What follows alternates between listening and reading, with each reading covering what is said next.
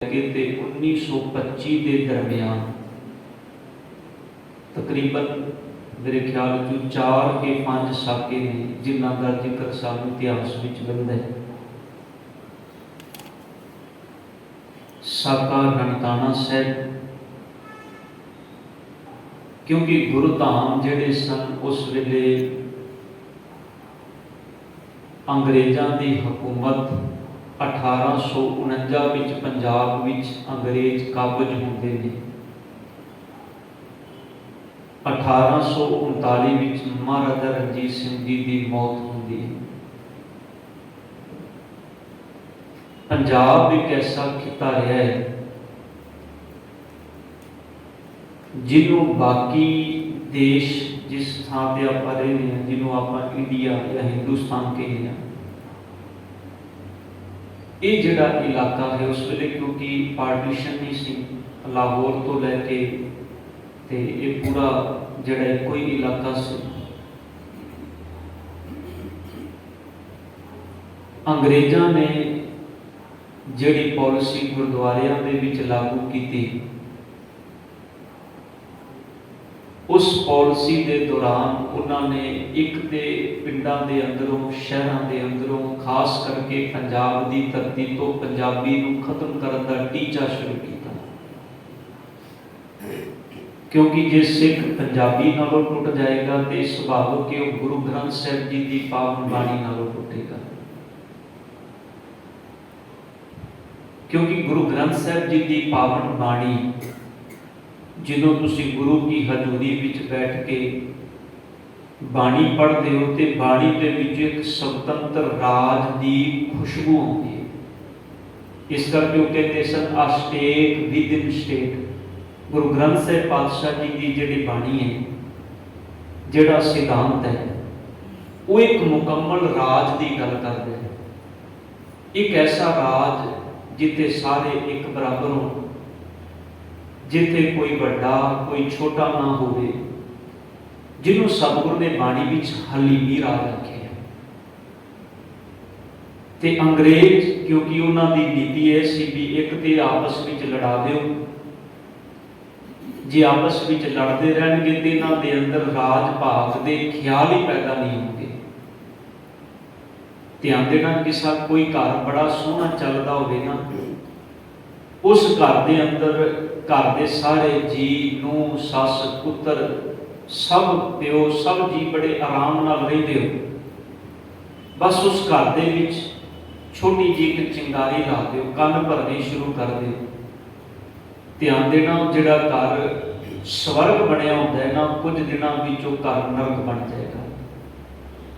जदों फुट पै गई घर के अंदर वो घर, तो ये संसार भी एक घर है। जेदे ते राज करना है तो अंग्रेजों की शुरू तो यह पॉलिसी रही है। इस कारण उन्होंने जेड़े गुरु धाम सी उन्होंने गुरुधामां ते महंतां नूं काबज किया। जेड़े महंत सन ये खास करके उदासी परंपरा के नाल इन्हां दा बड़ा डूंगा संबंध सी। गुरु घरां दे अंदर मूर्तियां स्थापित कर दित्तियां गईयां। इन्हें अपनी मन मर्जी गुरुद्वारियां के अंदर करनी, अपने गुंडे इन्हां गुरुद्वारियां विच रखे हुए सन।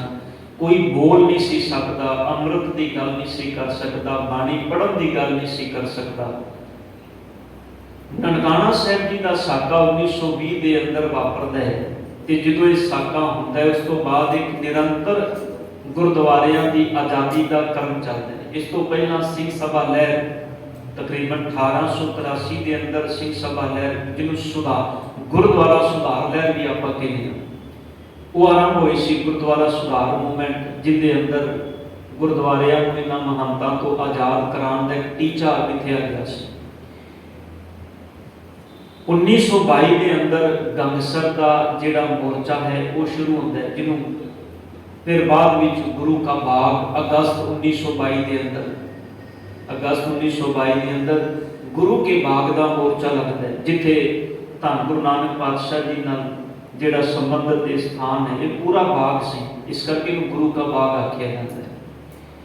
इतों सिख लकड़ लैन गए तो अंग्रेजों ने लकड़ लैन तो मना कर दिता, बल्कि उन्होंने केस पा दिते गए। ਉਹਨਾਂ ਨੂੰ ਗ੍ਰਿਫਤਾਰ ਕਰਕੇ ਜੇਲ੍ਹਾਂ ਵਿੱਚ ਡੱਕ ਦਿੱਤਾ ਗਿਆ। ਤੇ ਜੇ ਸਿੱਖ ਉਹਨਾਂ ਦੀ ਆਜ਼ਾਦੀ ਲਈ ਗਏ ਵੀ ਇਹਨਾਂ ਦਾ ਕੀ ਜ਼ੁਲਮ ਹੈ, ਤੇ ਜਿਹੜਾ ਜਾਏ ਉਹਨੂੰ ਜੇਲ੍ਹ ਵਿੱਚ ਬੰਦ ਕਰ ਦਿੱਤਾ ਜਾਏ। ਤੇ ਸਿੱਖਾਂ ਨੇ ਆਪਣੇ ਜਥੇ ਬਣਾ ਕੇ ਜਾਣਾ ਸ਼ੁਰੂ ਕਰ ਦਿੱਤਾ। ਜਿੰਨੇ ਜਥੇ ਜਾਣ ਉਹਨਾਂ ਸਾਰਿਆਂ ਜਥਿਆਂ ਨੂੰ ਕੈਦ ਕਰ ਲਿਆ ਜਾਏ। ਇਹ ਬੜੀ ਵੱਡੀ ਮੂਵਮੈਂਟ ਸ਼ੁਰੂ ਹੋਈ 1922 ਦੇ ਅੰਦਰ, ਜਿਹਨੂੰ ਗੁਰੂ ਕਾ ਬਾਗ ਦਾ ਮੋਰਚਾ ਆਖਿਆ ਜਾਂਦਾ ਹੈ। ਉਸ ਗੁਰੂ ਕੇ ਬਾਗ ਦੇ ਮੋਰਚੇ ਦੇ ਅਧੀਨ ਜਿਹੜੇ ਸਿੱਖ ਕੈਦ ਹੋਏ, ਜਿਨ੍ਹਾਂ ਸਿੱਖਾਂ ਨੂੰ ਜੇਲ੍ਹਾਂ ਹੋਈਆਂ, ਉਹਨਾਂ ਨੂੰ ਫਿਰ ਕਿਉਂਕਿ ਇਹ ਥਾਂ ਛੋਟੀ ਪੈਣ ਲੱਗੀ ਤੇ ਪੰਜਾਬ ਦੀਆਂ ਹੋਰ ਜਿਹੜੀਆਂ ਜੇਲ੍ਹਾਂ ਨੇ ਉਹਨਾਂ ਦੇ ਵਿੱਚ ਦੂਰ ਦੂਰ ਲਿਜਾ ਕੇ ਉਹਨਾਂ ਨੂੰ ਕੈਦ ਕੀਤਾ ਜਾਣ ਲੱਗਾ। ਇਸੇ ਸਮੇਂ ਦੇ ਦੌਰਾਨ ਜਿਹੜਾ ਹੈ ਸਾਕਾ ਪੰਜਾ ਸਾਹਿਬ ਜੀ ਦਾ ਸਾਕਾ ਜਿਹੜਾ ਹੈ ਉਹ ਵਾਪਰਦਾ ਹੈ। ਕਿਉਂਕਿ ਜਦੋਂ ਨਨਕਾਣਾ ਸਾਹਿਬ ਜੀ ਦਾ ਸਾਕਾ ਹੋਇਆ ਸੀ ਤੇ ਉਸ ਵਕਤ ਪੰਥ ਵੱਲੋਂ ਇੱਕ ਹੁਕਮ ਹੋਇਆ ਸੀ ਵੀ ਸਰਕਾਰ ਦਾ ਜਿਹੜਾ ਹੈ ਤੁਸੀਂ ਵਿਰੋਧ ਕਰੋ। ਵਿਰੋਧ ਕਰਨਾ ਕਿਵੇਂ ਹੈ? ਆਪਣੇ ਸਿਰਾਂ ਤੇ ਕਾਲੀਆਂ ਦਸਤਾਰਾਂ ਸਜਾਓ। ਸਰਦਾਰ ਪ੍ਰਤਾਪ ਸਿੰਘ, ਇਹਨਾਂ ਦਾ ਜਨਮ 1899 ਦਾ ਹੈ। 1922 ਦੇ ਅੰਦਰ ਇਹ ਸਾਕਾ ਵਾਪਰਦਾ ਹੈ ਤੇ ਸਾਕੇ ਦੇ ਵਕਤ ਇਹਨਾਂ ਦੀ ਉਮਰ ਤਕਰੀਬਨ 23 ਸਾਲ ਦੀ। ਇਹਨਾਂ ਦਾ ਇੱਕ ਪੁੱਤਰ ਸੀ ਜਿਹਦਾ ਨਾਮ ਸੀ ਤਰਲੋਕ ਸਿੰਘ। ਇਹਨਾਂ ਦਾ ਇਤਿਹਾਸ ਬੜਾ ਕਮਾਲ ਦਾ ਹੈ। ਸਰਦਾਰ ਪ੍ਰਤਾਪ ਸਿੰਘ ਜੀ ਜਿਹੜੇ ਇਸ ਸਾਕੇ ਦੇ ਅੰਦਰ ਮੁਖੀ ਸ਼ਹੀਦ ਨੇ। 1922 ਦੇ ਅੰਦਰ ਇਹਨਾਂ ਦੀ ਸ਼ਹਾਦਤ ਹੁੰਦੀ ਸਾਕੇ ਤੇ। ਪਰ ਜਿਸ ਵੇਲੇ ਇਹਨਾਂ ਦਾ ਆਪਾਂ ਜੀਵਨ ਪੜ੍ਹਦੇ ਹਾਂ, ਪਹਿਲੋਂ ਇਹ ਆਮ ਇੱਕ ਟੀਚਰ ਦੀ ਨੌਕਰੀ, ਅਧਿਆਪਕ ਦੀ ਨੌਕਰੀ ਵਜੋਂ ਵੀ ਕੰਮ ਕਰਦੇ ਰਹੇ। ਉਸ ਕੰਮ ਦੇ ਵਿੱਚ ਇਹਨਾਂ ਦਾ ਮਨ ਨਾ ਲੱਗਾ ਤੇ ਇਹਨਾਂ ਕਿੱਤਾ ਛੱਡ ਕੇ ਫਿਰ ਇਹ ਕੰਧਾਰ ਦੀ ਧਰਤੀ ਤੇ, ਕਾਬੂ ਦੀ ਧਰਤੀ ਤੇ ਚਲੇ ਗਏ। ਉੱਥੇ ਜਾ ਕੇ ਕੁਝ ਸਮਾਂ ਇਹਨਾਂ ਨੇ ਮੁਨਸ਼ੀ ਦਾ ਕੰਮ ਕੀਤਾ। ਉਸ ਕੰਮ ਵਿੱਚ ਵੀ ਇਹਨਾਂ ਦਾ ਮਨ ਨਾ ਲੱਗਾ ਤੇ ਇਹ ਫਿਰ ਪੰਜਾਬ ਦੀ ਧਰਤੀ ਤੇ ਵਾਪਸ ਅੰਮ੍ਰਿਤਸਰ ਵੱਲ ਆ ਗਏ। ਮੁੜ ਕੇ ਇਹਨਾਂ ਨੇ ਫੌਜ ਦੇ ਵਿੱਚ ਭਰਤੀ ਹੋਏ ਤੇ ਰਾਵਲਪਿੰਡੀ ਇਹਨਾਂ ਨੂੰ ਸ਼ਿਫਟ ਕੀਤਾ ਗਿਆ। ਰਾਵਲਪਿੰਡੀ ਦੇ ਅੰਦਰ ਇੱਥੇ ਜਦੋਂ ਹੁਕਮ ਹੋਇਆ ਤੇ ਇਹ ਵੀ ਆਪਣੇ ਸਿਰ ਤੇ ਕਾਲੀ ਦਸਤਾਰ ਸਜਾ ਕੇ ਆਪਣੀ ਨੌਕਰੀ ਤੇ ਗਏ। ਅੰਗਰੇਜ਼ਾਂ ਨੇ, ਜਿਹੜੇ ਅੰਗਰੇਜ਼ ਇਹਨਾਂ ਦਾ ਵੱਡਾ ਸੀ, ਉਹਨੇ ਆਖਿਆ ਵੀ ਤੂੰ ਕਾਲੀ ਦਸਤਾਰ ਸਜਾ ਕੇ ਕਿਉਂ ਆਇਆ? ਵੀ ਇਹ ਦਸਤਾਰ ਤੇ ਨੌਕਰੀ ਤੇ ਜਿਹੜਾ ਬੰਦਾ ਆਵੇ ਉਹਨੂੰ ਬੰਨਣ ਦਾ ਹੁਕਮ ਹੀ ਨਹੀਂ ਹੈਗਾ। ਉਹ ਕਹਿੰਦਾ ਕਿ ਇਹ ਦਸਤਾਰ ਮੇਰੇ ਪੰਥ ਦਾ ਹੁਕਮ ਹੈ ਵੀ ਮੈਂ ਇਸ ਕਰਕੇ ਸਜਾਈ ਹੈ ਕਿਉਂਕਿ ਮੇਰੇ ਪੰਥ ਵੱਲੋਂ ਹੁਕਮ ਹੋਇਆ ਹੈ ਵੀ ਜਿਹੜੀ ਅੰਗਰੇਜ਼ ਸਰਕਾਰ ਹੈ ਉਹਨਾਂ ਦੇ ਰੋਸ ਵਜੋਂ ਉਹਨਾਂ ਨੇ ਜੋ ਇਹ ਕਾਰਾ ਕੀਤਾ ਹੈ। ਨਨਕਾਣਾ ਸਾਹਿਬ ਜੀ ਦੇ ਅੰਦਰ ਤਕਰੀਬਨ 200 ਤੋਂ ਵੱਧ ਸ਼ਹਾਦਤਾਂ ਹੋਈਆਂ ਸਨ ਨਨਕਾਣਾ ਸਾਹਿਬ ਜੀ ਦੇ ਅੰਦਰ। ਤੇ ਮੇਰੇ ਖਿਆਲ ਤੋਂ 4 ਸਿੱਖ ਉਹ ਸਨ ਜਿਨ੍ਹਾਂ ਨੂੰ ਜੰਡ ਨਾਲ ਬੰਨ ਕੇ ਜਿਹੜੀਆਂ ਅੱਧ ਸੜੀਆਂ ਲਾਸ਼ਾਂ ਮਿਲੀਆਂ ਸਨ। 153 ਟੋਕਰੇ ਉਹ ਸਨ ਇਸ ਸਾਕੇ ਦੇ ਅੰਦਰ ਜਿਹੜਾ ਮਾਸ ਇਕੱਠਾ ਕੀਤਾ ਗਿਆ ਸੀ। ਜਿਵੇਂ ਤੁਸੀਂ ਕਿਸੇ ਜਿਨ੍ਹਾਂ ਜਿਹੜੇ ਆ ਮੀਟ ਸ਼ੋਪ ਹੁੰਦੀਆਂ ਨੇ, ਕਦੀ ਉਹਨਾਂ ਦੀ ਦੁਕਾਨਾਂ ਤੇ ਤੁਸੀਂ ਦੇਖਦੇ ਹੋ ਨਾ ਕਿਵੇਂ ਉਹ ਮਾਰ ਕੇ ਤੇ ਮਾਸ ਦੇ ਛੋਟੇ ਛੋਟੇ ਟੁਕੜੇ ਕਰਦੇ ਨੇ। ਇਸ ਤਰ੍ਹਾਂ ਮਹੰਤ ਨਰੈਣੂ ਦੇ ਗੁੰਡਿਆਂ ਨੇ ਸਿੱਖਾਂ ਦੇ ਟੁਕੜੇ ਕੀਤੇ ਸਨ। 153 ਟੋਕਰੇ ਦੇ ਕਰੀਬ ਸਨ ਜਿਹੜੇ ਤੋਂ ਇਕੱਠੇ ਕੀਤੇ ਗਏ ਸਨ। ਇਹ ਬੜਾ ਵੱਡਾ ਸਾਕਾ ਸੀ ਪਰ ਮਹੰਤ ਨਰੈਣੂ ਨੂੰ ਛੱਡ ਕੇ ਗੁਰਦੁਆਰਾ ਜਾਣਾ ਪਿਆ ਕਿਉਂਕਿ ਅੰਗਰੇਜ਼ਾਂ ਨੇ ਹਾਲਾਂਕਿ ਉੱਥੇ ਵੀ ਉਹਦਾ ਬਚਾਅ ਕੀਤਾ, ਉਹਨੂੰ ਉੱਥੋਂ ਭੱਜਣ ਦੇ ਵਿੱਚ ਉਹਦੀ ਮਦਦ ਕੀਤੀ। ਤੇ ਸਤਿਗੁਰੂ ਦੇ ਪਿਆਰੇ ਨਾਲ ਮਰਜੀ ਬੜੇ ਸਿੱਖਾਂ ਨੇ ਚਾਬੀਆਂ ਆਪਣੇ ਹੱਥ ਵਿੱਚ ਲਈਆਂ ਗੁਰਦੁਆਰਾ ਨਨਕਾਣਾ ਸਾਹਿਬ ਜੀ ਦੀਆਂ। ਉਸ ਵਜੋਂ ਇਹ ਦਸਤਾਰ ਸਜਾ ਕੇ ਗਏ ਕਾਲੀ ਤੇ ਇਹਨਾਂ ਨੂੰ ਪੁੱਛਿਆ ਅੰਗਰੇਜ਼ ਅਫਸਰ ਨੇ ਵੀ ਤੂੰ ਕਾਲੀ ਦਸਤਾਰ ਕਹਿੰਦਾ ਵੀ ਮੈਂ ਇਸ ਕਰਕੇ ਕਾਲੀ ਦਸਤਾਰ ਸਜਾ ਕੇ ਕਿਉਂਕਿ ਮੇਰੇ ਪੰਥ ਦਾ ਹੁਕਮ ਹੈ। ਤੇ ਪੰਥ ਦਾ ਹੁਕਮ ਕਹਿਣ ਵਜੋਂ ਇਹਨੂੰ ਕਿਹਾ ਗਿਆ ਵੀ ਤੂੰ ਜਾਂ ਤੇ ਦਸਤਾਰ ਸਜਾ ਦੇ ਕਾਲੀ, ਨਹੀਂ ਤੇ ਤੈਨੂੰ ਨੌਕਰੀ ਛੱਡਣੀ ਪਏਗੀ। ਤੇ ਉਸ ਸਰਦਾਰ ਪ੍ਰਤਾਪ ਸਿੰਘ ਨੇ ਆਪਣੀ ਨੌਕਰੀ ਛੱਡ ਦਿੱਤੀ, ਫੌਜ ਦੀ ਨੌਕਰੀ ਛੱਡ ਕੇ ਇਹ ਪੰਜਾ ਸਾਹਿਬ ਜੀ ਦੀ ਧਰਤੀ ਤੇ ਆ ਕੇ ਤੇ ਇੱਥੇ ਗੁਰਦੁਆਰੇ ਦੇ ਅੰਦਰ ਮੈਨੇਜਰ ਲੱਗ ਗਏ। ਇਸ ਦਰਮਿਆਨ ਇੱਕ ਹੋਰ ਬੜਾ ਪਿਆਰਾ ਵਾਕਿਆ ਇਹਨਾਂ ਦੇ ਜੀਵਨ ਵਿੱਚ ਵਾਪਰਦਾ ਹੈ ਕਿ ਜਿਹੜੇ ਸਰਦਾਰ ਪ੍ਰਤਾਪ ਸਿੰਘ ਨੇ, ਇਹਨਾਂ ਦਾ ਕੋਈ ਦੋਸਤ ਸੀ ਜਿਹੜਾ ਕਸ਼ਮੀਰ ਸ਼੍ਰੀਨਗਰ ਦੀ ਧਰਤੀ ਤੇ ਕਸ਼ਮੀਰ ਦੀ ਧਰਤੀ ਤੇ ਰਹਿੰਦਾ ਸੀ। ਅਚਨਚੇਤ ਇਹਦੇ 2 ਸਾਲ ਦਾ ਉਹ ਜਿਹੜਾ ਇਹਨਾਂ ਮਿੱਤਰ ਸੀ ਉਹਦੇ 2 ਸਾਲ ਦੇ ਪੁੱਤਰ ਦੀ ਮੌਤ ਹੋ ਗਈ। 2-2.5 ਸਾਲ ਦਾ ਉਹਦਾ ਪੁੱਤਰ ਸੀ ਛੋਟਾ ਜਿਹਾ, ਤੇ ਉਹਦੀ ਮੌਤ ਹੋਈ ਤੇ ਗਿਆ। ਜਿਸ ਵੇਲੇ ਉਹਦੀ ਮੌਤ ਤੇ ਗਿਆ, ਕੀ ਵੇਖਦਾ ਵੀ ਉਹ ਗੁਰੂ का ਸਿੱਖ बड़ा अडोल है। 2 साल के पुत्र की मौत हुई है पर उन्हें अख च एक हंझू भी नहीं वगाया। वो जो शरीर का संस्कार करन गए तो नाल नाल शब्द पढ़ता होया गया, बाणी पढ़ता गया, ना वो आप रोया ना उन्हें किसी को रोन दिता। प्रताप सिंह जी के मन से इस गल ने बड़ा डूंगा असर किया। इन्हें अमृत छक लिया, अमृत छक के गुरु का सिंह सजया, पंजा साहब जिहड़ा है उत्थे जाके एक बतौर मैनेजर गुरुद्वारे के अंदर नौकरी करने लगा। और कुदरत की खेड़ देखो कैसी वापरी। 2 साल का इनका पुत्र सी। इतिहास में उत्ते 2 चीज़ां लिखियां ने। कोई कहता भी गर्म पानी दे विच बच्चा आप सड़ के मरिया सी, किसी ने आख्या भी किसी ने ईरखा करके इनके पुत्र को गर्म पानी दे विच सुट दिता सी। 2 साल का इनका पुत्र सी ते जिन्होंने अपने मित्र की पुत्र की मौत तो बाद घर वापस परतिया सी ना, ते अपनी घरवाली, इहदी घरवाली का नाम ਜਿਹੜਾ इतिहास में है और बीबी हरनाम कौर। वो जो पंजा साहब का साका वापरिया तो बीबी हरनाम कौर ने, क्योंकि उत्थे हाजिर सन जिथे बैठे सन ना सरदार प्रताप सिंह जी हरी सिंह के नाल, उस जथे के अंदर बीबी हरनाम कौर भी सी। ते बीबी हरनाम कौर उस वेले प्रैगनेंट सी, तकरीबन 3 महीने की बच्ची सी जिहड़ी इन्हां दे उधर विच सी। पर ये फिर भी अपने पति के नाल उस थां ते गई। सिदक सी गुरु के सिखां दे अंदर। उथे भाई सरदार प्रताप सिंह जी की मौत होती। मौत तो तकरीबन 6 महीने बाद इन्हां दे घरों बच्ची का जन्म होता है, जिंदा नाम बीबी जोगिंदर कौर सी। जोगिंदर कौर हुण आ जिहड़ा 100 साला शताब्दी बनाई गई है, शायद 100 साला शताब्दी के अंदर आप विचों किसी ने उन्हां दे दर्शन कीते होण। वो दरबार साहब न्यूजीलैंड तो स्पैशल इत्थे उन्हां नूं बुलाया गया सी। वो दर्शन करना आए सन इत्थे। 100 साला शताब्दी जो पिछले 2 दिन पहला बनाई गई।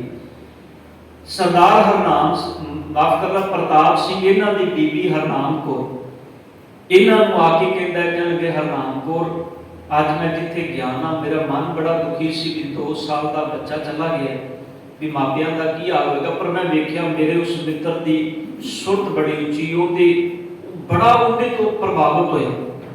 घर आके गल्लां करे भी ऐसा भी हो सकता है, तो कहता भी रब किते सानू इन्नी अडोलता बख्श दे। तो देखो मालिक की करनी। 2 साल का इन्हां दा पुत्र सी, वो पानी गर्म में डिग्गा तो उनकी मौत हो गई। किसी ने आख्या भी किसी ने सुट दिता, ईरखा वजों मारिया। पर खैर जो भी सी, 2 साल का पुत्र जिदन मौत हुई ना, ये अपने पुत्र की मौत वेले जो उन्होंने संस्कार वास्ते लिजान लगे ना, तो ये ढोलकी इन्हें गले में पाई ते नाल शब्द पढ़ता गया। ये घरों लैके शमशान घाट तक शब्द पढ़ता गया। एक अथरू भी अपनी अखां विचों नहीं वगन दिता। ये सतगुर दे वल्लों दिती हुई अडोलता। क्योंकि साध संगत के मोह नूं प्रेम विच कोई बिरला जिहड़ा बदलदा है। गुरु नाल प्यार बन जाए तो दुनिया के मोह दीयां तंदां टुट जांदियां। जिम्मेदारियां नहीं टुटदियां, जिम्मेदारियां बंदा संभालदा है, पर मोह दीयां तंदां तोड़ दिंदा है जो संसार अंदर गुरु नाल प्रीत बनदा है। सरदार प्रताप सिंह जी ये फौज विचों पंजा साहब आ गए। दूजे शहीद जिहड़े सन वो सी सरदार करम सिंह, जिन्हां दा पहला नाम सी सरदार संत सिंह। क्योंकि जिहड़ा आपां अज पावन आनंदपुर साहब जी की धरती, केसगढ़ की धरती, ये पहले इन्हां दे जिहड़े पिता जी सन सरदार संत सिंह जी के पिता जी, ये केसगढ़ के महंत सन। ते सारे महंत इको वर्गे नहीं होंदे। ये महंत सन ते इन्हां दे कर्म बड़ा चंगा, गुरु की बाणी पढ़नी सुननी विचारनी इन्हां दे पिता जी। ते मुड़ के ये भी उसे काम विच ते मुड़ के हजूर साहब गए कि उत्थों अमृत छक के आए। जो एक गुरु के बाग का मोर्चा लगा या होर मोर्चे लगे, ननकाना साहब जी का साका जो वापरिया, उदों ये चाबियां अपने आप ही पंथ नूं दे दित्तियां भी इन्हां गुरधामां दी जिहड़ी संभाल है वो पंथ आप करें। इन्हां केसगढ़ की जगह अपने आप ही छड़ दी है। महंत सन पर चाबियां अपने आप ही दे दी। चाबियां दे के ते ये पंजा साहब आ गए। इत्थे बतौर कीर्तनीय गुरु घर के अंदर नौकरी करन लगे, काम करन लगे। ये कीर्तन बड़ा सोहना करते सन, विचारां बड़ियां सोहणियां करते सन। इन्हां दा नाम संत सिंह सी ते जो अमृत छकिया फिर इन्हां दा नाम रखिया गया करम सिंह। ਇਹ ਕਰਮ ਸਿੰਘ ਜੀ ਤੇ ਸਰਦਾਰ ਪ੍ਰਤਾਪ ਸਿੰਘ ਜੀ ਦੋ ਸ਼ਹੀਦ ਸਨ ਪੰਜਾ ਸਾਹਿਬ ਦੇ ਸਾਕੇ ਦੇ ਅੰਦਰ। ਹੋਰ ਜਿਹੜੀਆਂ ਸਨ ਸਿੱਖ ਜਿਹੜੇ ਸਨ ਉਹ ਜ਼ਖਮੀ ਹੋਏ ਸਨ, ਕੁਝ ਉਹਨਾਂ ਵਿੱਚੋਂ ਬੀਬੀਆਂ ਵੀ ਸਨ ਜਿਹੜੀਆਂ ਜ਼ਖਮੀ ਹੋਈਆਂ ਸਨ, ਪਰ ਇਹ ਦੋ ਸਿੱਖ ਇਸ ਸਾਕੇ ਤੇ ਸ਼ਹੀਦ ਹੋਏ ਸਨ। ਕਾਰਨ ਕੀ ਸੀ? ਆਪਾਂ ਥੋੜਾ ਜਿਹਾ ਕਾਰਨ ਸਮਝਿਆ ਹੁਣ ਕਿਵੇਂ ਇਹ ਸ਼ਹਾਦਤ ਹੋਈ। ਧੰਨ ਗੁਰੂ ਗ੍ਰੰਥ ਸਾਹਿਬ ਪਾਤਸ਼ਾਹ ਜੀ ਦੀ ਕਿਰਪਾ ਸਿੱਖਾਂ ਤੇ ਮਾਲਕ ਦੀ ਬਖਸ਼ਿਸ਼ ਐਸੀ ਵੀ ਸਿੱਖ ਹਮੇਸ਼ਾ ਹੀ ਜਦੋਂ ਵੀ ਤਾਂ ਕਿਸੇ ਭੁੱਖੇ ਨੂੰ ਵੇਖਦਾ ਹੈ, ਕਿਸੇ ਪਿਆਸੇ ਨੂੰ ਵੇਖਦਾ ਹੈ ਤੇ ਸਤਿਗੁਰ ਦਾ ਹੁਕਮ ਇਹਨੂੰ ਚੇਤੇ ਆ ਜਾਂਦਾ ਵੀ ਇਹ ਆਪਣਾ ਸਭ ਕੁਝ ਉਸ ਭੁੱਖੇ ਤੋਂ ਉਸ ਪਿਆਸੇ ਤੋਂ ਨਿਸ਼ਾਵਰ ਕਰਨ ਲਈ ਤਿਆਰ ਹੋ ਜਾਂਦਾ। ਅੱਜ ਵੀ ਐਸੀਆਂ ਕਿੰਨੀਆਂ ਘਟਨਾਵਾਂ ਵਾਪਰਦੀਆਂ ਨੇ ਜੋ ਸਾਡੇ ਸਾਹਮਣੇ ਪ੍ਰਤੱਖ ਨੇ, ਤੇ ਕਈ ਵਾਰੀ ਲੋਕ ਹੈਰਾਨ ਵੀ ਹੁੰਦੇ ਨੇ ਵੀ ਕਮਾਲ ਦੀ ਗੱਲ ਹੈ ਵੀ ਇਹਨਾਂ ਸਿੱਖਾਂ ਦੇ ਜਜ਼ਬੇ ਨੂੰ ਵੀ ਇਹ ਕਿਤੇ ਵੀ ਕੋਈ ਵੀ ਆਪਦਾ ਆ ਜਾਏ ਸਭ ਤੋਂ ਪਹਿਲਾਂ ਜਾ ਕੇ ਖੜੇ ਹੋ ਜਾਂਦੇ ਨੇ। ਔਰ ਸੱਚ ਇਹ ਹੈ ਦੁਨੀਆ ਦੇ ਅੰਦਰ ਮੈਂ ਕਹਿੰਦਾ ਜਿਤਨੇ ਗੁਰੂ ਘਰ ਨੇ ਅੱਜ, ਜੇ ਆਪਾਂ ਇਸ ਹਿੰਦੁਸਤਾਨ ਦੀ ਧਰਤੀ ਤੇ ਦੇਖੀਏ, ਵੱਡੇ ਤੋਂ ਵੱਡੇ ਛੋਟੇ ਤੋਂ ਛੋਟੇ ਜੋ ਵੀ ਗੁਰਧਾਮ ਨੇ, ਮੇਰੇ ਖਿਆਲ ਚ ਹਿੰਦੁਸਤਾਨ ਦੀ ਸ਼ਾਇਦ ਨਹੀਂ ਤੇ 20 ਤੋਂ 30% ਪੋਪੂਲੇਸ਼ਨ ਜਿਹੜੀ ਗੁਰਦੁਆਰਿਆਂ ਦੇ ਵਿੱਚੋਂ ਹੀ ਲੰਗਰ ਛਕਦੀ ਹੋਏਗੀ। ਇਹ ਮੇਰੇ ਸਤਿਗੁਰ ਦੀ ਕਿਰਪਾ ਬਖਸ਼ਿਸ਼ ਹੈ। ਖੈਰ ਗੁਰੂ ਕੇ ਪਿਆਰ ਵਾਲੇ ਇਹ ਸਿੱਖ, ਇਹਨਾਂ ਨੂੰ ਪਤਾ ਲੱਗਾ ਵੀ ਇੱਕ ਟ੍ਰੇਨ ਜਿਹੜੀ ਹੈ ਉਹ ਅੰਮ੍ਰਿਤਸਰ ਤੋਂ ਚੱਲਣੀ ਹੈ ਤੇ ਅਟਕ ਪਹੁੰਚਣੀ ਹੈ। ਉਹਦੇ ਵਿੱਚ ਇੱਕ ਤੇ ਗੁਰੂ ਕੇ ਬਾਗ ਦੇ ਮੋਰਚੇ ਦੇ ਅੰਦਰ ਜਿਹੜੇ ਸਿੱਖ ਗ੍ਰਿਫਤਾਰ ਕੀਤੇ ਗਏ ਨੇ ਉਹ ਨੇ, ਤੇ ਦੂਜੇ ਉਹਦੇ ਅੰਦਰ ਕੁਝ ਧਰਮੀ ਫੌਜੀ ਵੀ ਨੇ। ਉਹਨਾਂ ਨੂੰ ਗ੍ਰਿਫਤਾਰ ਕਰਕੇ ਤੇ ਅਟਕ ਲਿਜਾਇਆ ਜਾ ਰਿਹਾ ਜੇਲ੍ਹ ਵਿੱਚ ਬੰਦ ਕਰਨ ਲਈ। ਸਰਦਾਰ ਪ੍ਰਤਾਪ ਸਿੰਘ ਜੀ, ਸਰਦਾਰ ਕਰਮ ਸਿੰਘ ਜੀ, ਇਹਨਾਂ ਨੂੰ ਪਤਾ ਲੱਗਾ। ਇਹਨਾਂ ਨੇ ਸਟੇਸ਼ਨ ਮਾਸਟਰ ਸੀ ਜਿਹੜਾ ਹਸਨ ਅਬਦਾਲ ਦਾ, ਕਿਉਂਕਿ ਇਹ ਉਹ ਧਰਤੀ ਹੈ ਸਾਧ ਸੰਗਤ ਜੀ ਜਿੱਥੇ ਹਸਨ ਅਬਦਾਲ ਕਿਉਂਕਿ ਆਪ ਵਿੱਚੋਂ ਜਿਨ੍ਹਾਂ ਨੇ ਇਤਿਹਾਸ ਪੜ੍ਹਿਆ ਹੋਏਗਾ ਵਲੀ ਕੰਧਾਰੀ ਦਾ, ਵੀ ਉਹ ਧੰਨ ਗੁਰੂ ਨਾਨਕ ਸਾਹਿਬ ਜੀ ਭਾਈ ਮਰਦਾਨਾ ਜੀ ਨਾਲ ਆਏ ਸਨ ਇੱਥੇ। ਤੇ ਜਦੋਂ ਮਰਦਾਨੇ ਨੇ ਆਖਿਆ ਵੀ ਸਤਿਗੁਰ ਪਿਆਸ ਲੱਗੀ ਹੈ, ਤੇ ਵਲੀ ਕੰਧਾਰੀ ਇੱਕ ਉੱਚੀ ਪਹਾੜੀ ਤੇ ਸੀ ਇਹਦਾ ਬਣਿਆ ਹੋਇਆ ਸਥਾਨ, ਲੋਕ ਬੜੀ ਇਹਦੀ ਪ੍ਰਤਿਸ਼ਠਾ ਕਰਦੇ ਸਨ ਤੇ ਇਸ ਕਰਕੇ ਹੰਕਾਰ ਬੜਾ ਸੀ ਵੀ ਲੋਕ ਮੇਰੀ ਬੜੀ ਵਡਿਆਈ ਕਰਦੇ ਨੇ। ਤੇ ਉੱਪਰ ਇੱਕ ਚਸ਼ਮਾ ਸੀ ਜਿਹੜਾ ਪਾਣੀ ਸੀ, ਇਹਨੇ ਆਪਣੇ ਉਹਨੂੰ ਕੋਈ ਕਰਾਮਾਤਾਂ ਦਾ ਜ਼ਿਕਰ ਕਰਦਾ, ਕੋਈ ਕਿਸੇ ਢੰਗ ਨਾਲ ਇਹ ਕੁਦਰਤੀ ਸੋਮਾ ਸੀ ਜਿਹਨੂੰ ਇਹਨੇ ਉੱਪਰ ਰੋਕਿਆ ਹੋਇਆ ਸੀ। ਜਦੋਂ ਭਾਈ ਮਰਦਾਨਾ ਜੀ ਪਾਣੀ ਪੀਣ ਗਏ ਤੇ ਇਹਨੇ ਮਨਾ ਕਰ ਦਿੱਤਾ, ਇਹਨੇ ਪਾਣੀ ਨਹੀਂ ਦਿੱਤਾ। ਕਹਿਣ ਲੱਗਾ ਤੂੰ ਕੌਣ ਹੈ? ਕਹਿੰਦਾ ਮੈਂ ਗੁਰੂ ਦਾ ਸਿੱਖ ਹਾਂ। ਕਿਹੜੇ ਗੁਰੂ ਦਾ ਸਿੱਖ ਹੈ? ਗੁਰੂ ਨਾਨਕ ਸਾਹਿਬ ਜੀ ਦਾ। ਉਹ ਕਹਿਣ ਲੱਗਾ ਮੇਰੀ ਵਡਿਆਈ ਕਰੇਗਾ ਤੇ ਪਾਣੀ ਮਿਲੇਗਾ, ਨਹੀਂ ਤੇ ਨਹੀਂ ਮਿਲੇਗਾ। ਭਾਈ ਮਰਦਾਨਾ ਜੀ ਵਾਪਸ ਆ ਗਏ, ਦੂਜੀ ਵਾਰ ਗਏ, ਤੀਜੀ ਵਾਰ ਗਏ, ਤੇ ਜਦੋਂ ਤੀਜੀ ਵਾਰ ਗਏ ਤੇ ਫਿਰ ਉਸ ਵਲੀ ਕੰਧਾਰੀ ਨੇ ਆਖਿਆ ਵੀ ਜੇ ਤੂੰ ਆਪਣੇ ਗੁਰੂ ਦੀ ਇਹਦੀ ਸਿਫਤ ਕਰਨਾ ਪਿਆ ਤੇ ਗੁਰੂ ਨੂੰ ਕਹਿ ਫਿਰ ਤੈਨੂੰ ਪਿਆਸਾ ਕਿਉਂ ਰੱਖਿਆ, ਫਿਰ ਪਾਣੀ ਉਹ ਕਿਉਂ ਨਹੀਂ ਪਿਆ ਦਿੰਦਾ। ਤੇ ਭਾਈ ਮਰਦਾਨੇ ਨੇ ਆ ਕੇ ਆਖਿਆ ਵੀ ਸਤਿਗੁਰ ਪਹਿਲਾਂ ਗੱਲ ਮੇਰੀ ਸੀ, ਹੁਣ ਤੁਹਾਡੇ ਤੇ ਆ ਗਈ। ਸਤਿਗੁਰ ਜੀ ਹੁਣ ਉਹ ਕਹਿੰਦਾ ਹੈ ਵੀ ਜੇ ਗੁਰੂ ਇੰਨਾ ਹੀ ਤੇਰਾ ਸਮਰੱਥ ਹੈ ਤੇ ਗੁਰੂ ਨੂੰ ਕਹਿ ਪਾਣੀ ਪਿਆ ਦੇ। ਤੇ ਸਭ ਨੇ ਕਿਹਾ ਧੰਨ ਗੁਰੂ ਨਾਨਕ ਸਾਹਿਬ ਜੀ ਨੇ ਮਰਦਾਨਿਆਂ ਕੋਈ ਗੱਲ ਨਹੀਂ। ਪਾਤਸ਼ਾਹ ਜੀ ਨੇ ਉਥੋਂ ਇੱਕ ਪੱਥਰ ਚੁੱਕਣ ਲਈ ਕਿਹਾ ਮਰਦਾਨੇ ਨੂੰ। ਜਿਵੇਂ ਪੱਥਰ ਚੁੱਕਿਆ ਤੇ ਉਸ ਪੱਥਰ ਦੇ ਵਿੱਚੋਂ ਇੱਕ ਝਰਨਾ ਜਿਹੜਾ ਸੀ ਪਾਣੀ ਦਾ ਸੋਮਾ ਫੁੱਟਿਆ ਥੱਲੇ। ਉਹ ਵਲੀ ਕੰਧਾਰੀ ਦਾ ਜਿਹੜਾ ਉੱਪਰ ਸੀ ਪਾਣੀ ਨੂੰ ਸਾਰਾ ਸੁੱਕ ਗਿਆ, ਉਹ ਪਾਣੀ ਝਰਨੇ ਉਸ ਸੋਮੇ ਦੇ ਵਿੱਚੋਂ ਥੱਲੇ ਆ ਗਏ। ਹੁਣ ਵਲੀ ਕੰਧਾਰੀ ਨੇ ਗੁੱਸੇ ਵਿੱਚ ਉੱਤੋਂ ਪੱਥਰ ਸੱਟਿਆ, ਜਿਹਨੂੰ ਆਪਾਂ ਕਹਿੰਦੇ ਨੇ ਗੁਰੂ ਸਾਹਿਬ ਨੇ ਪੱਥਰ ਆਪਣੇ ਹੱਥ ਨਾਲ ਰੋਕਿਆ ਪੰਜਾ ਸਾਹਿਬ। ਅਸਲ ਵਿੱਚ ਉਹ ਵਲੀ ਕੰਧਾਰੀ ਦਾ ਹੰਕਾਰ ਸੀ ਜਿਹਨੂੰ ਧੰਨ ਗੁਰੂ ਨਾਨਕ ਸਾਹਿਬ ਜੀ ਨੇ ਆਪਣੇ ਪੰਜੇ ਨਾਲ ਰੋਕਿਆ। ਇਹਨੂੰ ਅਸੀਂ ਇਹ ਸਮਝ ਸਕਦੇ ਹਾਂ ਵਲੀ ਕੰਧਾਰੀ ਦਾ ਹੰਕਾਰ ਸੀ, ਧੰਨ ਗੁਰੂ ਨਾਨਕ ਸਾਹਿਬ ਜੀ ਨੇ ਉਹਦੇ ਹੰਕਾਰ ਨੂੰ ਰੋਕਿਆ। ਹੁਣ ਦੂਜੇ ਪਾਸੇ ਅੰਗਰੇਜ਼ਾਂ ਦਾ ਹੰਕਾਰ ਸੀ। ਉਹ ਇਹ ਕਹਿੰਦੇ ਸਨ ਵੀ ਅਸੀਂ ਰਾਹ 'ਚ ਗੱਡੀ ਕਿਤੇ ਨਹੀਂ ਰੋਕਣੀ।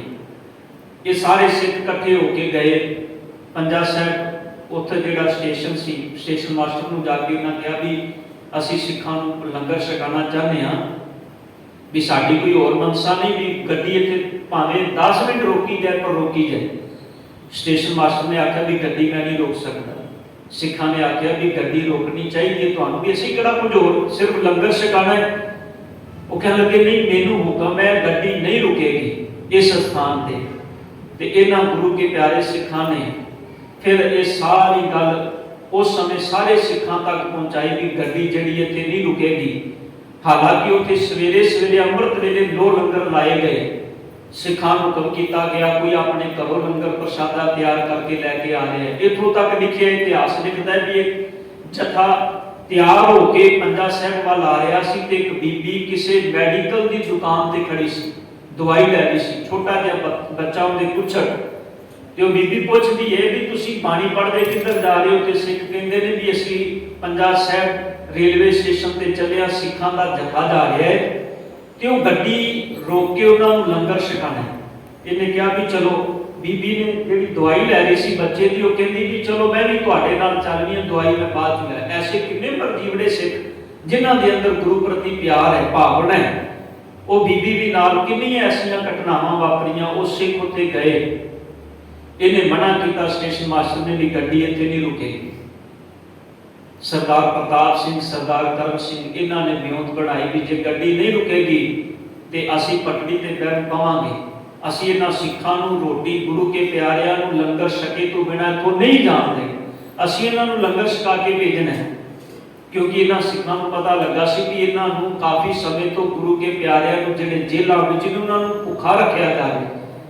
ਔਰ ਇਤਿਹਾਸ ਇਹ ਵੀ ਲਿਖਦਾ ਹੈ ਕਿ ਰਸਤੇ ਵਿੱਚ ਇੱਕ ਜਗ੍ਹਾ ਤੇ ਟੁਕੜੀ ਬਦਲੀ, ਜਿਹੜੀ ਫੌਜ ਅੰਦਰ ਹੁੰਦੀ ਹੈ ਉਹ ਸਾਰੀ ਬਦਲੀ, ਪਰ ਉਸ ਬਦਲੀ ਦੇ ਵਿੱਚ ਵੀ ਇਹਨਾਂ ਸਿੱਖਾਂ ਨੂੰ ਲੰਗਰ ਨਹੀਂ ਛਕਾਇਆ ਗਿਆ, ਰੋਟੀ ਨਹੀਂ ਖਵਾਈ ਗਈ। ਭਾਈ ਸਰਦਾਰ ਪ੍ਰਤਾਪ ਸਿੰਘ ਜੀ ਤੇ ਸਰਦਾਰ ਕਰਮ ਸਿੰਘ ਜੀ ਨਾਲ ਵਿਉਂਤ ਬਣਾਈ। ਇਹ ਰੇਲ ਦੀ ਪਟੜੀ ਦੇ ਉੱਤੇ ਬਹਿ ਗਏ।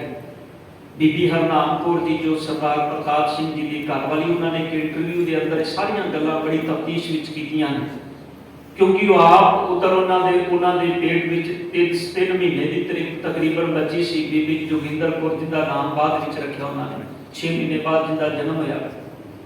ਸਰਦਾਰ ਪ੍ਰਤਾਪ ਸਿੰਘ ਜੀ ਦੇ ਨਾਲ, ਕਰਮ ਸਿੰਘ ਜੀ ਦੇ ਨਾਲ ਹੋਰ ਅਨੇਕਾਂ ਸਿੱਖ ਰੇਲ ਦੀ ਪਟੜੀ ਤੇ ਬਹਿ ਗਏ। ਔਰ ਪਟੜੀ ਗੱਡੀ ਜਿਹੜੀ ਆ ਪੂਰੀ ਸਪੀਡ ਤੇ ਆਣੀ ਸੀ। ਸਰਦਾਰ ਪ੍ਰਤਾਪ ਸਿੰਘ ਤੇ ਕਰਮ ਸਿੰਘ ਨੇ ਇਕੱਲੇ ਬਹਿ ਕੇ ਗੱਲ ਕੀਤੀ ਵੀ ਇਸ ਤਰ੍ਹਾਂ ਤੇ ਬੜਾ ਵੱਡਾ ਨੁਕਸਾਨ ਹੋਏਗਾ। ਤੇ ਸਭ ਵਿੱਚ ਸਿਆਣਾ ਅੱਗੋਂ ਹੁੰਦਾ ਹੈ ਜਿਹੜਾ ਇਹ ਵੇਖੇ ਵੀ ਨੁਕਸਾਨ ਘੱਟ ਹੋਵੇ ਤੇ ਇਸ ਘੱਟ ਨੁਕਸਾਨ ਦੇ ਅੰਦਰ ਵੀ ਸਾਡਾ ਮਕਸਦ ਪੂਰਾ ਹੋ ਜਾਏ। ਉਹਨਾਂ ਕੀ ਕੀਤਾ, ਜਿੱਥੇ ਸਾਰੀਆਂ ਸਿੱਖ ਸੰਗਤਾਂ ਬੈਠੀਆਂ ਸਨ ਉੱਥੋਂ ਥੋੜੀ ਜਿਹੀ ਅੱਗੇ ਜਾ ਕੇ ਉਹ ਆਪ ਦੋਨੋਂ ਜਣੇ ਬੈਠ ਗਏ। ਉਹਨਾਂ ਦੇ ਨਾਲ ਕੁਝ ਚੁਣਵੇਂ ਸਿੱਖ ਥੋੜੀ ਦੂਰੀ ਤੇ ਬਹਿ ਗਏ ਤੇ ਸਰਦਾਰ ਪ੍ਰਤਾਪ ਸਿੰਘ ਤੇ ਸਰਦਾਰ ਕਰਮ ਸਿੰਘ ਜੀ ਉਸ ਥਾਂ ਤੇ ਬਹਿ ਗਏ। ਟ੍ਰੇਨ ਆਉਣ ਲੱਗੀ, ਕਿਉਂਕਿ ਹੁਕਮ ਨਹੀਂ ਸੀ। ਇਹਨਾਂ ਸਟੇਸ਼ਨ ਮਾਸਟਰ ਨੂੰ ਬੜੀ ਬੇਨਤੀ ਕੀਤੀ, ਪਰ ਉਹਨੇ ਆਖਿਆ ਵੀ ਮੈਨੂੰ ਹੁਕਮ ਹੈ, ਮੈਂ ਗੱਡੀ ਨਹੀਂ ਰੋਕ ਸਕਦਾ। ਗੱਡੀ ਪੂਰੀ ਸਪੀਡ ਤੇ ਆ ਰਹੀ ਹੈ ਤੇ ਜਿਸ ਵੇਲੇ ਇਹਨਾਂ ਗੁਰਸਿੱਖਾਂ ਦੇ ਨਾਲ ਮਰਜੀਵੜਿਆਂ ਦੇ ਕੋਲ ਆਏ, ਸਰਦਾਰ ਪ੍ਰਤਾਪ ਸਿੰਘ ਜੀ, ਸਰਦਾਰ ਕਰਮ ਸਿੰਘ ਜੀ ਸਭ ਤੋਂ ਮੋਹਰੀ ਸਨ। ਜਦੋਂ ਗੱਡੀ ਇਹਨਾਂ ਦੇ ਵਿੱਚ ਵੱਜੀ, ਤੁਸੀਂ ਇਮੇਜਿਨ ਕਰ ਸਕਦੇ ਹੋ ਵੀ ਗੱਡੀ ਸਪੀਡ ਤੇ ਹੋਵੇ ਤੇ ਇਹਨਾਂ ਗੁਰੂ ਕੇ ਪਿਆਰੇ ਸਿੱਖ ਜਿਹੜੇ ਪਟੜੀ ਤੇ ਬੈਠੇ ਸਨ ਦੋਵੇਂ ਜਣੇ, ਇਹਨਾਂ ਵਿੱਚ ਜਦੋਂ ਗੱਡੀ ਵੱਜੀ, ਹਾਲਾਂਕਿ ਜਿਹੜਾ ਸਟੇਸ਼ਨ ਉਸ ਗੱਡੀ ਟ੍ਰੇਨ ਦੇ ਅੰਦਰ ਜਿਹੜਾ ਚਾਲਕ ਸੀ, ਚਲਾਉਣ ਵਾਲਾ ਸੀ, ਉਹ ਇੱਕ ਮੁਸਲਮਾਨ ਸੀ। ਜਦੋਂ ਬਾਅਦ ਵਿੱਚ ਸਾਰੀ ਤਫਤੀਸ਼ ਹੋਈ ਨਾ ਤੇ ਉਹਨੂੰ ਪੁੱਛਿਆ ਗਿਆ, ਜਦੋਂ ਇਸ ਹਾਈ ਕੋਰਟ ਦੇ ਵਿੱਚ ਕੇਸ ਗਿਆ, ਪੁੱਛਿਆ ਗਿਆ ਵੀ ਤੂੰ ਟ੍ਰੇਨ ਰੋਕੀ ਕਿਉਂ? ਵੀ ਤੈਨੂੰ ਤੇ ਹੁਕਮ ਸੀ ਵੀ ਟ੍ਰੇਨ ਰੋਕਣੀ ਨਹੀਂ। ਤੇ ਉਹ ਕਹਿੰਦਾ ਵੀ ਮੈਂ ਰੋਕੀ ਨਹੀਂ, ਰੁਕ ਗਈ। ਧਿਆਨ ਦੇਣਾ, ਸ਼ਬਦ ਬੜੇ ਸਮਝਣ ਵਾਲੇ ਨੇ। ਇਹ ਬਕਾਇਦਾ ਤੁਸੀਂ ਜਦੋਂ ਇਤਿਹਾਸ ਪੜ੍ਹਦੇ ਹੋ ਉਹਦੇ ਵਿੱਚ ਉਸ ਮੁਸਲਮਾਨ ਜਿਹੜਾ ਗੱਡੀ ਦਾ ਚਾਲਕ ਸੀ, ਉਹਨੇ ਬਚਨ ਕੇ ਕਹਿੰਦੇ ਮੈਂ ਨਹੀਂ ਬ੍ਰੇਕ ਮਾਰੀ, ਮੈਂ ਨਹੀਂ ਗੱਡੀ ਰੋਕੀ। ਪਤਾ ਨਹੀਂ ਜਿਸ ਵੇਲੇ ਗੱਡੀ ਇਹਨਾਂ ਸਿੰਘਾਂ ਦੇ ਵਿੱਚ ਵੱਜੀ ਤੇ ਇੰਨਾ ਜ਼ਿਆਦਾ ਖੜਾਕ ਹੋਇਆ ਜਿਵੇਂ ਗੱਡੀ ਕਿਸੇ ਪਹਾੜ ਦੇ ਵਿੱਚ ਵੱਜਦੀ। ਇਹ ਦੋਵੇਂ ਸਿੱਖ ਜਿਹੜੇ ਸਨ ਗੱਡੀ ਦੇ ਪਹੀਆਂ ਦੇ ਵਿੱਚ ਆ ਗਏ, ਦੋਨੋਂ ਜਣੇ। ਸਰਦਾਰ ਪ੍ਰਤਾਪ ਸਿੰਘ ਦਾ ਪੂਰਾ ਜਬਾੜਾ ਜਿਹੜਾ ਸੀ ਇੱਕ ਪਾਸੇ ਖੁੱਲ ਗਿਆ ਤੇ ਇਹਨਾਂ ਨੂੰ ਜਿੰਨੇ ਸਿੱਖ ਸਨ, ਗੱਡੀ ਰੁਕੀ ਤੇ ਭੱਜ ਕੇ ਇਹਨਾਂ ਵੱਲ ਆਏ ਵੀ ਇੱਥੇ ਭਾਣਾ ਬੜਾ ਵੱਡਾ ਵਾਪਰ ਗਿਆ। ਕੁਝ ਹੋਰ ਸਿੱਖ ਜ਼ਖਮੀ ਵੀ ਹੋਏ ਜਿਹੜੇ ਦੂਰ ਬੈਠੇ ਸਨ, ਜਿਨ੍ਹਾਂ ਨੂੰ ਸੱਟਾਂ ਥੋੜੀਆਂ ਬਹੁਤ ਲੱਗੀਆਂ। ਭੱਜ ਕੇ ਇਹਨਾਂ ਕੋਲ ਆਏ ਤੇ ਇਹਨਾਂ ਨੂੰ ਆ ਕੇ ਸਰਦਾਰ ਪ੍ਰਤਾਪ ਸਿੰਘ ਨੂੰ, ਜਿਹੜੇ ਗੱਡੀ ਦੇ ਚੱਕੇ ਦੇ ਵਿੱਚ ਸਨ, ਥੱਲੇ ਸਨ ਇੱਕ ਪਾਸੇ, ਤੇ ਨਾਲ ਸਰਦਾਰ ਕਰਮ ਸਿੰਘ ਦੀ, ਜਦੋਂ ਉਹਨਾਂ ਨੂੰ ਬਾਹਰ ਕੱਢਣ ਲੱਗੇ ਨੇ ਤੇ ਸਰਦਾਰ ਪ੍ਰਤਾਪ ਸਿੰਘ ਜੀ, ਇਹਨਾਂ ਦੀ ਘਰਵਾਲੀ ਬੀਬੀ ਹਰਨਾਮ ਕੌਰ, ਜਿਨ੍ਹਾਂ ਦਾ ਇੰਟਰਵਿਊ ਜਿਨ੍ਹਾਂ ਨੇ ਬਾਅਦ ਵਿੱਚ ਸਾਕੇ ਦਾ ਜ਼ਿਕਰ ਕੀਤਾ, ਉਹਨਾਂ ਆ ਕੇ ਆਪਣੇ ਪਤੀ ਨੂੰ ਜਦੋਂ ਵੇਖਿਆ ਤੇ ਘਬਰਾ ਗਏ। ਸਰੀਰ ਦੀਆਂ ਹੱਡੀਆਂ ਤਕਰੀਬਨ ਟੁੱਟ ਚੁੱਕੀਆਂ ਸਨ, ਜਬਾੜਾ ਜਿਹੜਾ ਅੱਧਾ ਖੁੱਲ ਚੁੱਕਾ ਸੀ। ਤੇ ਉਸ ਵੇਖਣ ਦੀ ਸਰਦਾਰ ਪ੍ਰਤਾਪ ਸਿੰਘ ਨੇ ਆਖਿਆ ਬੀਬੀ ਹਰਨਾਮ ਕੌਰ ਨੂੰ ਵੀ ਇੱਥੇ ਰੋਵੋ ਨਾ, ਇੱਥੇ ਨਹੀਂ ਰੋਣਾ ਕਿਸੇ ਨੇ। ਤੁਹਾਨੂੰ ਪਤਾ ਹੈ ਆਪਾਂ ਪਹਿਲਾਂ ਪੁੱਤਰ ਦੀ ਮੌਤ ਵੇਲੇ ਵੀ ਨਹੀਂ ਰੋਏ ਤੇ ਰੋਣਾ ਅੱਜ ਵੀ ਨਹੀਂ। ਆਪਾਂ ਜਿਸ ਕੰਮ ਲਈ ਆਏ ਆ ਪਹਿਲਾਂ ਕੰਮ ਕਰੋ। ਉਹ ਕਹਿਣ ਲੱਗੇ ਤੁਹਾਨੂੰ ਬਾਹਰ ਕੱਢੀਏ। ਉਹ ਕਹਿਣ ਲੱਗੇ ਜੇ ਤੁਸੀਂ ਸਾਨੂੰ ਬਾਹਰ ਕੱਢ ਲਿਆ ਨਾ ਤੇ ਇਹਨਾਂ ਗੱਡੀ ਚਲਾ ਦੇਣੀ ਹੈ, ਮੁੜ ਕੇ ਆਪਾਂ ਜਿਹੜੇ ਕੰਮ ਲਈ ਆਏ ਉਹ ਕੰਮ ਆਪਣਾ ਫਿਰ ਰਹਿ ਜਾਣਾ। ਸਾਨੂੰ ਇੱਥੇ ਹੀ ਰਹਿਣ ਦਿਓ ਤੇ ਇਹਨਾਂ ਸਿੰਘਾਂ ਨੂੰ ਲੰਗਰ ਛਕਾਓ। ਖੈਰ ਲੰਗਰ ਵੀ ਕਿੰਨਾ ਛਕਣਾ ਸੀ, ਕਿਉਂਕਿ ਜਦੋਂ ਭਾਣਾ ਵਾਪਰਿਆ ਅੰਦਰ ਜਿਹੜੇ ਸਿੱਖ ਸਨ ਉਹ ਵੀ ਉਹਨਾਂ ਦੇ ਅੰਦਰ ਵੀ ਕੁਰਲਾਏ ਵੀ ਇਹ ਸਭ ਕੁਝ ਕਿਉਂ ਵਾਪਰ ਗਿਆ।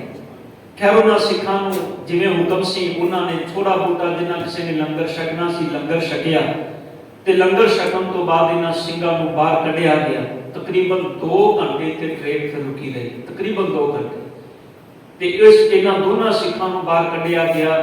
ਦੋਨਾਂ ਦੇ ਸਾਥ ਚੱਲਦੇ ਸਨ। ਭਾਈ ਕਰਮ ਸਿੰਘ ਜੀ ਤਕਰੀਬਨ 2-2.5 ਘੰਟੇ ਬਾਅਦ ਦੋਨਾਂ ਨੂੰ ਫਿਰ ਗੁਰਦੁਆਰਾ ਪੰਜਾ ਸਾਹਿਬ ਲਿਜਾਇਆ ਗਿਆ। ਹਸਪੀਟਲ ਜਾਣ ਤੋਂ ਨਾ ਮਨਾ ਕਰਤਾ, ਗੁਰਦੁਆਰਾ ਪੰਜਾ ਸਾਹਿਬ ਲਿਜਾਇਆ ਗਿਆ। ਉੱਥੇ 2 ਘੰਟੇ ਬਾਅਦ ਸਰਦਾਰ ਕਰਮ ਸਿੰਘ ਦੀ ਸ਼ਹਾਦਤ ਹੋ ਜਾਂਦੀ ਉਹਨਾਂ ਦੀ। ਤੇ ਤਕਰੀਬਨ ਅੰਮ੍ਰਿਤ ਵੇਲੇ ਤੱਕ ਸਰਦਾਰ ਪ੍ਰਤਾਪ ਸਿੰਘ ਜੀ ਖੁੱਲੇ ਜਬਾੜੇ ਟੁੱਟੀਆਂ ਹੱਡੀਆਂ ਨਾਲ ਜਿੰਦਾ ਰਹਿੰਦੇ ਨੇ। ਇਤਿਹਾਸ ਵੀ ਲਿਖਦਾ ਹੈ ਵੀ ਸਵੇਰੇ ਉਹਨਾਂ ਨੇ ਜਪਜੀ ਸਾਹਿਬ ਜੀ ਦਾ ਪਾਠ ਟੁੱਟੇ ਹੋਏ ਜਬਾੜੇ ਦੇ ਨਾਲ ਬੋਲ ਕੇ ਕੀਤਾ। ਮਤਲਬ ਅਸੀਂ ਵੇਖੀਏ ਉਹਨਾਂ ਦੇ ਅੰਦਰ ਅਡੋਲਤਾ ਕਿੰਨੀ ਸੀ। ਅੱਜ ਸਤਿਗੁਰ ਦੀਆਂ ਦਿੱਤੀਆਂ ਸਾਡੇ ਕੋਲ ਸਾਰੀਆਂ ਸਹੂਲਤਾਂ ਨੇ, ਹਰ ਚੀਜ਼ ਹੈ ਸਾਡੇ ਕੋਲ, ਲੇਕਿਨ ਸਾਡੇ ਅੰਦਰੋਂ ਸਿਰਫ ਆਹ ਚੀਜ਼ ਨਿਕਲ ਗਈ ਹੈ ਵੀ ਜਿਹੜੀ ਹੋਣੀ ਚਾਹੀਦੀ ਸੀ।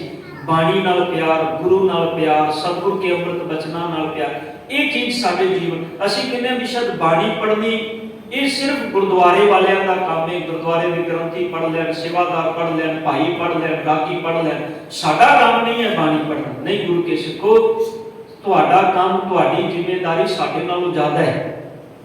ਤੁਹਾਡੀ ਜ਼ਿੰਮੇਵਾਰੀ ਸਾਡੇ ਨਾਲੋਂ ਵੀ ਜ਼ਿਆਦਾ ਹੈ।